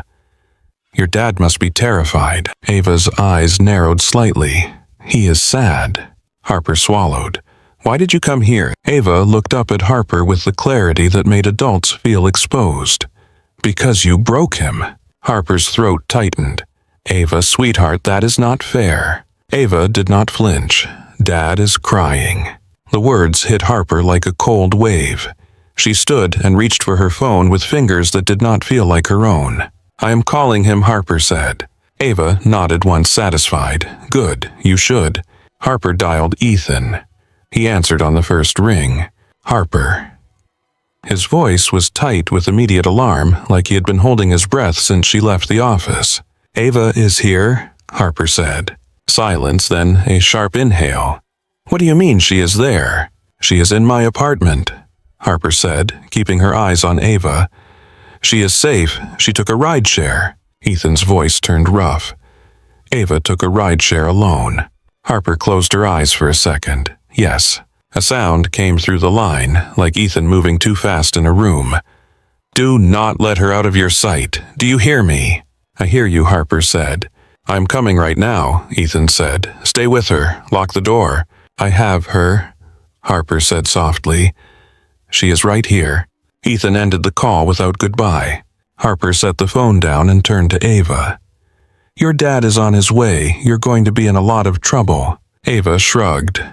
I'm already in trouble. That is not the point. Harper took a slow breath. Then what is the point? Ava walked into the living room, scanning the boxes like she was reading a map. She stopped at the one with Harper's plant and poked the paper gently. You are leaving, Ava said. Harper's chest ached. Yes. Ava looked back at her. Dad does not want you to leave. Harper leaned against the back of a chair, steadying herself. Your dad is making choices. Adults do that. Ava's gaze sharpened. Adults make wrong choices. Harper let out a quiet breath that almost became a laugh, but did not. Sometimes. Ava held up the small box she brought. I brought you something. Harper blinked. What is it? Ava opened the lid. Inside was a tiny rock mounted in foam with a printed label, meteorite fragment. Harper stared. You like space, Ava said. You said space is quiet. This was in space. It is quiet. Harper's eyes stung. That is very thoughtful. Ava nodded, satisfied with the transaction. Then her face tightened. Dad is leaving. He says it is for me. But he is lying. Harper's throat tightened. Ava, your dad has been planning Boston for a long time. Ava shook her head hard. No, he has been planning not to be hurt for a long time. Harper stared at her. Ava stepped closer, voice lower. He cries when he thinks I am asleep. Harper felt something break open in her chest. He told you that. Ava frowned. He did not tell me. I observed. I told you. Data is useful. Harper pressed her lips together, trying to hold her expression steady. Ava, your dad loves you very much. Ava's eyes flicked to the folded boxes again. He loves you too. Harper's voice came out quiet. Adult relationships are complicated. Ava looked at her like Harper had just said the sky was green. No, they are not. Harper swallowed. They can be. Ava's chin lifted. You love someone or you do not. Dad loves you. He is scared because my mom left. He thinks if he loves you, you will leave too. Harper's breath caught. She felt the weight of those words settle in the room, heavy and simple. Ava Harper started, but she did not know where to put the rest of the sentence. A frantic knock hit the door. Harper moved quickly, unlocked it, and opened. Ethan stood in the hallway, breathless, coat half-buttoned, hair messed up as if he had run his fingers through it too many times. His eyes were wide, scanning past Harper into the apartment. Ava, he said, voice hoarse. Ava appeared beside Harper, backpack still on the floor. Hello. Ethan crossed the threshold in 2 strides and dropped to his knees in front of her. He wrapped his arms around Ava like he was holding the world in place. Ava stood stiff for a second, then patted his shoulder once, not quite comfortable with the intensity, but not pulling away. You cannot do that, Ethan said into her hoodie voice, shaking with controlled panic. You cannot disappear. Do you understand what you did to me? Ava's tone remained calm. You were scared. That means you care. Ethan pulled back just enough to look at her. His eyes were bright with something he refused to let spill. That is not the lesson. Ava stared at him. I had to fix it. Ethan's jaw tightened. You are not supposed to fix adult problems. Ava's eyes flicked toward Harper. Someone has to. Ethan stood still, keeping one hand on Ava's shoulder, then turned to Harper. His gaze landed on the boxes, the taped seams the plant wrapped in paper. His face tightened and his voice lowered. I am sorry, he said. Harper kept her arms at her sides, palms damp. She is safe. Ethan nodded once, but his eyes did not leave Harper. Thank you. Ava stepped between them like a small referee. You are both being stupid. Ethan exhaled sharply. Ava. Ava did not back down. You love Harper. Harper loves you. You are both acting like you do not. Harper felt a small unwanted smile pull at her mouth. Ethan saw it and flinched as if the sight hurt. I am taking her home, Ethan said, voice tight. Ava folded her arms. You are not fixing it. Ethan's eyes closed for a moment. When he opened them, he looked at Harper again, and the exhaustion there was raw. I will handle this, he said, but his tone did not sound convincing even to him. Harper's voice came out softer than she intended. She is never a bother. Ethan's throat moved. He nodded, quick and stiff. He guided Ava toward the door. Ava walked 2 steps, then stopped, turned, and went back to her backpack. She unzipped it and pulled out a folded sheet of paper. She marched to Harper and pressed it into her hand. Harper unfolded it slowly. A child's drawing in dark marker and colored pencil. 3 figures under a sky packed with stars. 1 tall man, 1 small girl, 1 woman with long hair colored yellow. Above them, in careful block letters, home. Harper's vision blurred. She blinked hard, forcing focus. Ava watched her face with clinical attention. "That is my hypothesis," Ava said. "It is correct." Harper's voice caught. "Ava." Ava's expression softened by a fraction the closest she came to pleading. "Do not leave without saying the true thing." Ethan's head snapped toward Ava. "Ava, enough." Ava turned to him unbothered. "No." Ethan looked at Harper, then at the drawing, and something in his face cracked. He reached for Ava's backpack, slung it over his shoulder, and opened the door. "Come on," he said to Ava, voice rough. Ava stepped into the hallway, then looked back at Harper one last time. "Keep the meteorite," Ava said. "It does not belong in a box." Harper nodded, unable to trust her voice. Ethan paused in the doorway, hand on the frame like he wanted to say something that would change the shape of the room. His eyes held Harper's for a moment that felt too long for breathing. Then he looked away, guided Ava down the hall, and disappeared into the elevator. Harper closed the door slowly. The latch clicked. The apartment fell silent again, but it was a different silence now. She stood in the middle of her living room with the drawing in her hand, the meteorite box on the table, and her packed life stacked against the wall. Her fingers traced the word home once lightly, as if it might vanish if she pressed too hard. Harper did not sleep. The meteorite sat on her kitchen table like a small, stubborn heart. Ava's drawing lay beside it, the paper smoothed flat the word home, dark and certain, under a sky full of colored stars. Harper kept reaching for it without meaning to, tracing the letters with the pad of her finger, then pulling her hand back as if she had touched something sacred. Around midnight, she tried to pack again. She lifted a box, set it down, then stared at her taped seams like they belonged to someone else. The apartment felt too quiet. Every sound was too sharp. The refrigerator clicked. A car passed outside. Somewhere in the building, a neighbor's television murmured and then went silent. Harper washed a perfectly clean mug just to hear water run. When she finally stopped moving, she stood by the window and looked out at Denver's lights. The city was spread wide and steady, indifferent to contracts and rumors and a man who kept choosing fear with both hands. Her phone remained face down. She did not check it. She did not need a notification to know that Ethan Cole had a flight scheduled, that a pen would hover over paper, that an entire life could be reduced to one signature. Harper grabbed her keys. The drive downtown was almost empty.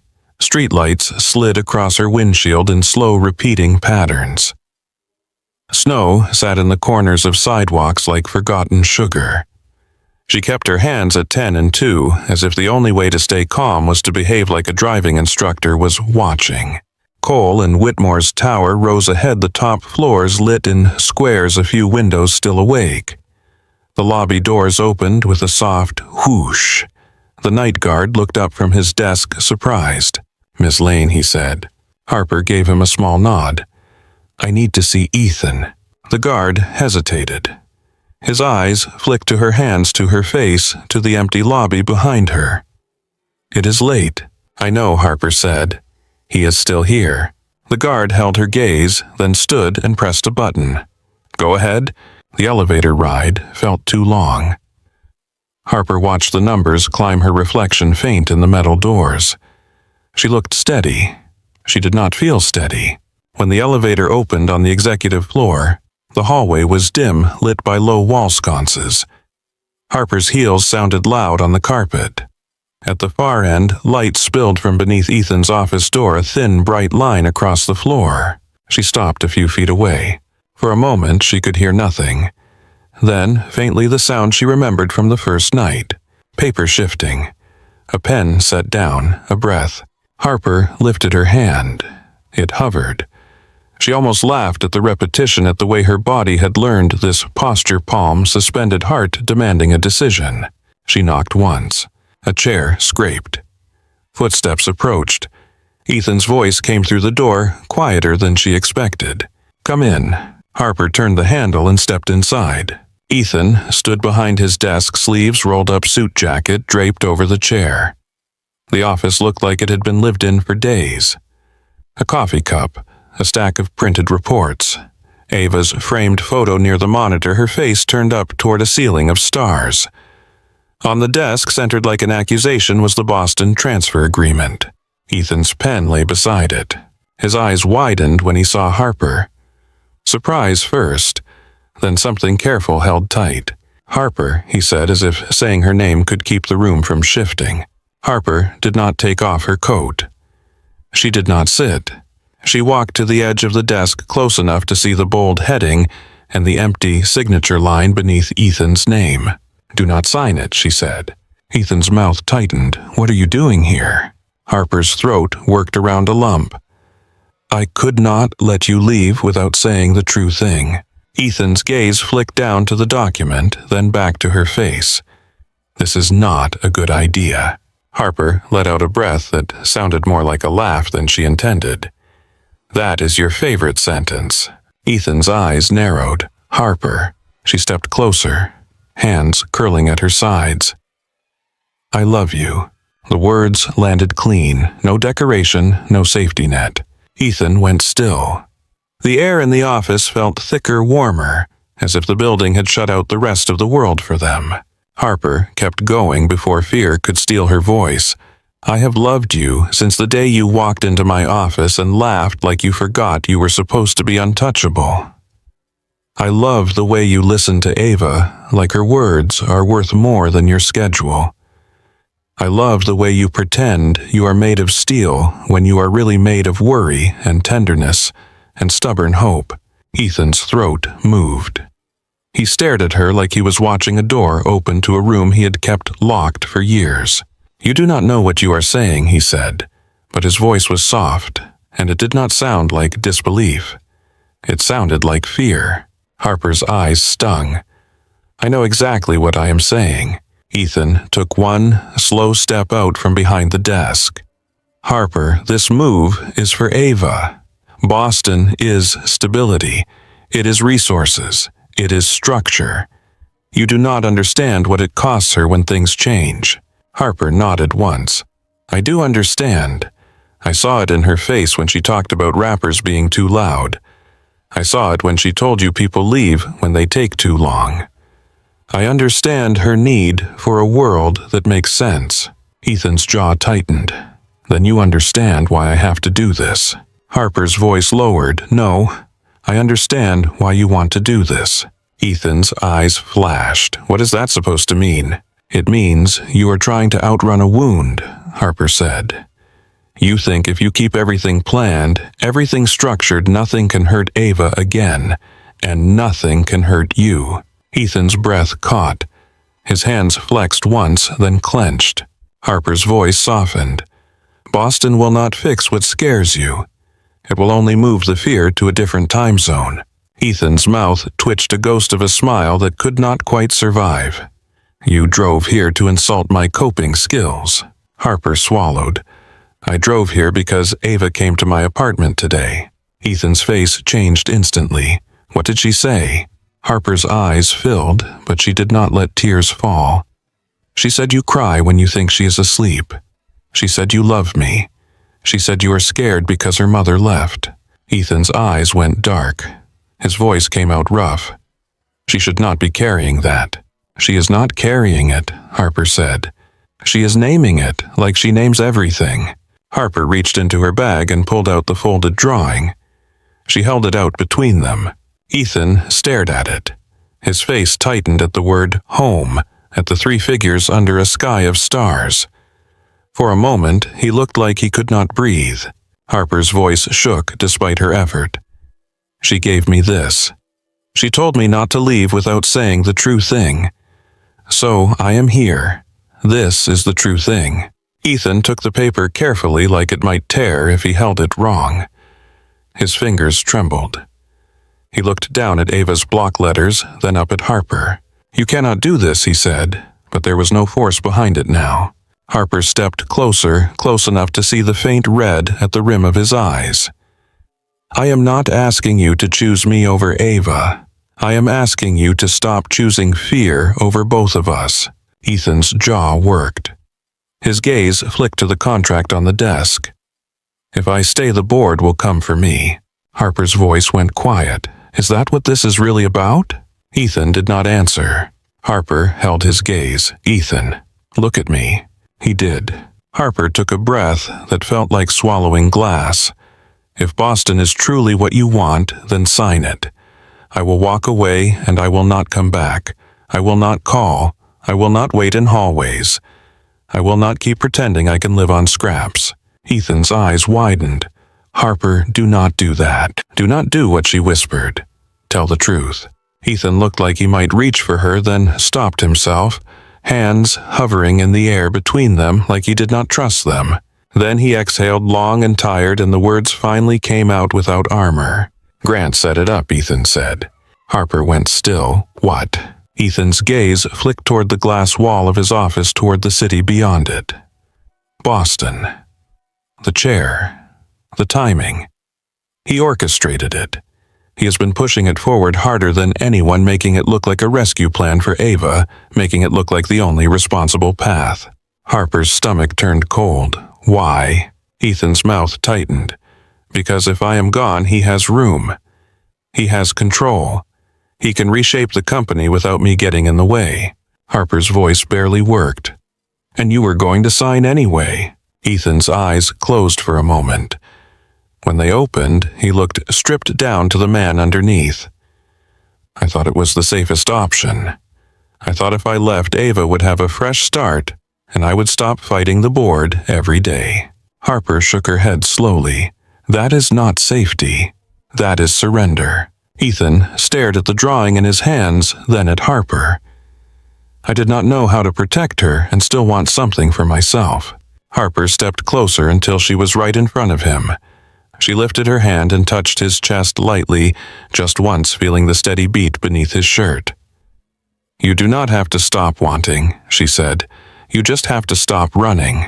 Ethan's breath hitched. His eyes held hers raw and searching. What if you leave? He whispered. What if I let you in and you leave anyway? Harper's voice broke into something soft and certain. Then I will have been brave. And you will have been brave. But I am not here to leave. Ethan stared at her for one long beat as if he was deciding whether to believe in air. Then he stepped forward and closed the space between them. His hands came up gentle but sure, cupping her face like he had been careful with everything too long. His mouth found hers with a hunger that felt like relief, like finally exhaling after months of holding breath. Harper's hand slid to his shoulders, gripping fabric, anchoring him there. The kiss was not pretty. It was honest. It tasted like late-night coffee and regret and something bright pushing through. When they pulled apart, both of them breathed hard. Ethan rested his forehead against hers, eyes closed. I did not sign it, he whispered. Harper's eyes closed to relief and ache tangled together. Then do not. Ethan opened his eyes and looked at her, and the look held a decision that was finally his. He turned his head toward the desk where the Boston agreement waited, still blank at the bottom. His hand reached out not for the pen, but for the paper. He pulled it toward the edge of the desk and flipped it face down. The motion was quiet, deliberate, final in a way that made Harper's throat tighten. Ethan looked back at her. I want you here, he said, with Ava, with me. Harper swallowed, eyes shining. Say it again. Ethan's mouth softened. I want you here. Harper let out a shaky breath and nodded once, as if her body needed permission to believe. Outside the office, the hallway remained still. Inside, the city lights pressed against the glass, bright and distant. Ethan's hands found Harper's, threading their fingers together with careful certainty. On the desk, the contract stayed face down unsigned. Ethan kept Harper's hands in his as if letting go would undo the last 5 minutes. His office felt smaller than it ever had, the air warm from their breath. The city lights pressed against the glass like a second audience. Harper stared at the contract face down on the desk. What about Grant? She asked. Ethan's jaw tightened. He thinks he owns the board. He thinks he owns me. Harper's voice stayed calm, but her eyes were bright. Does he? Ethan turned, crossed to his credenza and pulled a slim folder from a drawer. He set it on the desk and flipped it open. Inside were printouts, emails, meeting summaries, and an IT log report with timestamps highlighted in yellow. Harper leaned in, scanning the pages. An email thread from Grant, pushing the Boston chair with a careful urgency. Another message to Diane Keller suggesting tightening access and optics for risk management. A draft resolution labeled Interim Executive Authority with Grant's name typed neatly beside it. Harper's stomach dropped. This is a takeover. Ethan nodded once. He used Ava as the excuse. He used you as the leverage. Harper looked up. You had this the whole time. Ethan's eyes darkened with shame and anger mixed together. I was collecting it, and I kept telling myself I would act when the timing was right. Harper's voice softened, and now Ethan reached for the Boston agreement, lifted it, and tore it cleanly down the middle. The paper made a sharp sound louder than it should have been. He tore it again into quarters and let the pieces fall into the trash. Harper's breath caught. She watched the pieces settle as if they were something living that had finally stopped moving. A sudden commotion in the hallway broke the silence. Voices, then quick footsteps. The door opened without a knock. Nora stood in the doorway, cheeks flushed, coat half on. Ava was beside her, chin lifted, eyes fixed on Harper with blunt hope. "I'm so sorry," Nora blurted. She insisted. I tried to stop her. Ava ignored Nora completely. "Did you fix it?" she asked. Harper crouched, automatically meeting Ava at eye level. "We are working on it." Ava's gaze flicked to Ethan, then to the trash. "I see paper pieces," she observed. "That is a good sign." Ethan let out a laugh that sounded startled, like it came from somewhere under his ribs where it had been trapped. "You are supposed to be asleep." Ava shrugged. "Sleep is inefficient when there is a crisis." Ethan's expression softened. "Nora, can you take her home? I will be there soon." Nora nodded quickly, relief plain on her face. "Of course." Ava did not move right away. She looked at Harper again. "You kept the meteorite." Harper nodded. "It is on my table." Ava's face relaxed by a fraction. "Good, it belongs in the open." Then Ava glanced up at Ethan, voice quieter. "You were going to leave." Ethan swallowed. "I thought I had to." Ava's eyes narrowed. "You did not." Ethan's hand found her shoulder and squeezed gently. "Go with Nora. I will be home in a little bit." Ava hesitated, then did something rare. She leaned into Ethan's side for one brief second, a small press of trust. Then she turned and walked out with Nora already correcting something Nora said under her breath. When the door closed again, the office fell quiet in a different way. Not fragile, not waiting, just clear. Ethan turned back to Harper. "Board meeting at 8, he said. "You will be there. Not as a rumor, as my HR director." Harper straightened. "They are going to come for me. They can try," Ethan replied. "I built this company. I do not borrow my authority from Grant." Harper held his gaze. "If we do this, we do it clean." Ethan nodded. "Clean." The next morning, the executive conference room filled before the clock hit 8. Diane Keller sat near the screen, posture rigid. Two board members Harper recognized from investor briefings sat with their hands folded, faces carefully neutral. Grant Whitmore arrived last, polished and smiling as if the room belonged to him. His smile wavered when he saw Harper seated beside Ethan, her binder open, her badge visible. Grant recovered quickly. "Ethan," he said warmly. "Harper, good to see you." Ethan did not return the warmth. "We are going to start," he said. The room settled. Laptops opened. A recording indicator blinked on the conference system. Ethan clicked a remote. The screen displayed the interim executive authority draft. Grant's smile tightened. "What is this?" Ethan's voice stayed steady. "It is a document with your name on it." Diane shifted in her chair. "Ethan, we do not have time for distractions. Boston Logistics need final approval." Ethan raised a hand. "Boston is off the table." Grant's eyes sharpened. "You cannot do that unilaterally." Ethan turned slightly, meeting the eyes of each board member. "I am not doing it unilaterally. I am doing it as the founder with controlling shares and as the CEO who refuses to be maneuvered out of his own company."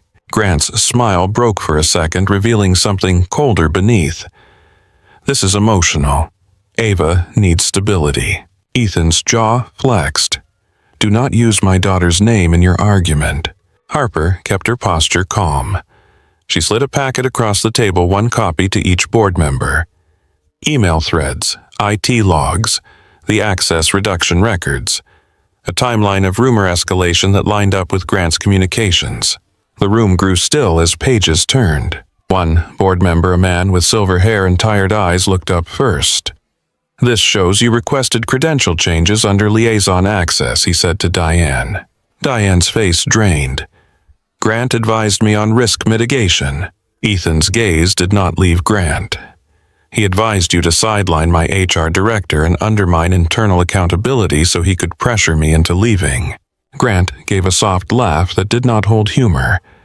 You are building a story. Ethan clicked again. The screen changed to an email from Grant to an investor contact referencing leadership transition and Ethan's planned relocation as a near certainty. A tight silence followed. Grant's eyes flicked around the room searching for support. Finding none, his smile turned rigid. You are overreacting, he said. Ethan leaned forward slightly. You tried to take my company. Grant's voice sharpened. I tried to protect it. Harper spoke for the first time, voice calm and clear. Your actions created reputational risk, internal instability, and a hostile work environment through insinuations and access manipulation. Grant's eyes flashed toward her. Of course, HR would call it that. Harper did not blink. Of course, someone with power would dismiss it. The silver-haired board member closed his packet slowly. Grant, he said, this is serious. We need your resignation. Grant's jaw tightened. You cannot be serious. Another board member, a woman with a crisp blazer and sharper eyes, nodded. We are. Effective immediately.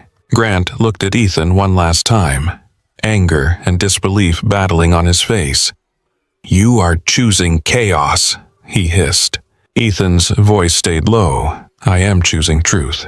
Grant stood chair scraping back and walked out without another word. The door closed behind him with a quiet finality. Diane Keller's shoulders sagged. I did not know, she whispered. Ethan's gaze softened only slightly. You knew enough to let it happen. The board moved quickly after that. Legal counsel was called. A formal internal review was scheduled. Ethan announced a restructuring that reduced board interference in daily operations and strengthened compliance systems that Harper had been trying to build all along. When the meeting ended, Ethan and Harper stepped into the hallway together. The air felt lighter, like a storm had moved on. Ethan looked at her.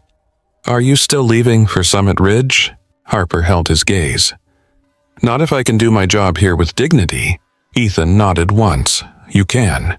6 months later, City Park was green and bright under a wide Colorado sky. A company picnic spread across the grass with folding tables, coolers, and children running between blankets. Harper sat with Ava near the edge of the field, both of them lying back and looking up. That cloud looks like a spaceship, Ava said, pointing. Harper narrowed her eyes.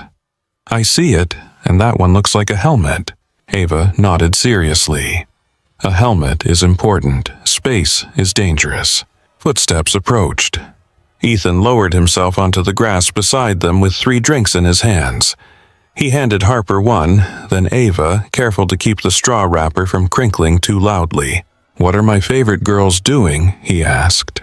Identifying threats, Ava said matter-of-factly. Ethan smiled, and this time it reached his eyes. Good, carry on. Ava sprang up a moment later to join a group of kids playing tag, leaving Harper and Ethan in a pocket of quiet. Ethan turned to Harper. Happy, he asked. Harper leaned into his shoulder. Yes. Ethan's hand slid into his pocket. I had a speech planned, he admitted, a nervous laugh slipping out. About you changing everything. About you seeing Ava clearly. About you making me brave enough to stay. Harper's breath caught when he pulled out a small velvet box. Ethan opened it. Inside was a sapphire ring, deep blue, steady as the sky. Harper Lane, he said, voice soft but sure. Will you marry us, me and Ava? The package deal.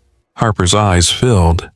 She nodded once, then again, yes. Ava appeared as if summoned by instinct, sprinting back with grass stains on her knees. She stopped short, eyes locking on the ring. "Does this mean Harper stays forever?" she demanded. Ethan's eyes shone. "It does." Ava's face split into a wide smile, pure and unguarded. She threw her arms around both of them, hugging tight like she could lock the moment into place. Harper laughed through tears, holding them both, feeling the weight and warmth of what home had meant on a piece of paper, and what it meant now, real and breathing. If you enjoyed this story, please like the video and subscribe to the channel. I would also love to know where you are watching from, so drop your city or country in the comments.